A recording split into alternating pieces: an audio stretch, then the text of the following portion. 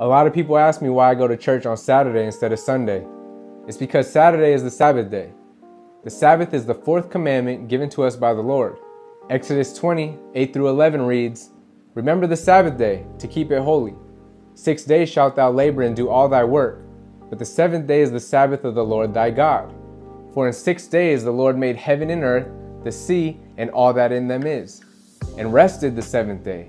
Wherefore the Lord blessed the Sabbath day and hallowed it." The Sabbath isn't a 1 or 2 hour event.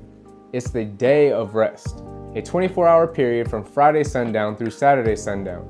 We're commanded to have a holy convocation, which is a holy gathering, where we study our Bibles and submerge ourselves in God's presence.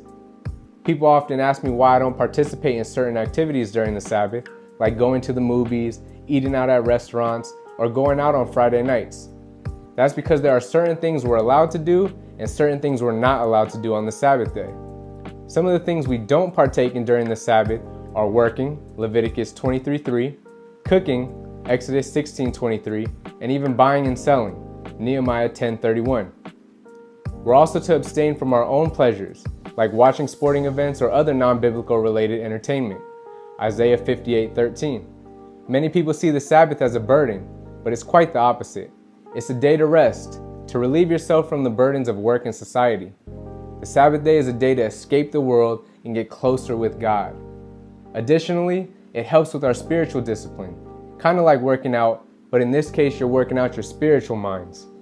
Some question why I keep the Sabbath, claiming that the Lord only commanded the Israelites to honor the Sabbath.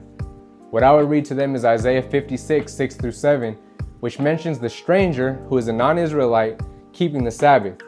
It reads, "Also the sons of the stranger, that join themselves to the Lord, to serve him, and to love the name of the Lord, to be his servant.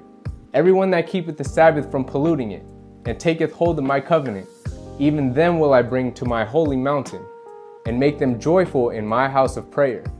Their burnt offerings and their sacrifices shall be accepted upon mine altar, for mine house shall be called an house of prayer for all people." From this passage, we can see that everyone that joins themselves to the Lord and keeps from polluting his Sabbaths, including the Gentiles, shall be joyful in his house of prayer. In conclusion, the Sabbath is the fourth commandment of the Lord, and it still stands. Nowhere in the Bible does it say it's done away with. Therefore, it should continue to be observed by all. And with that said, I hope you got some understanding. Follow for more Bible truths. Read your Bibles, and I'll see you in the next one. Peace.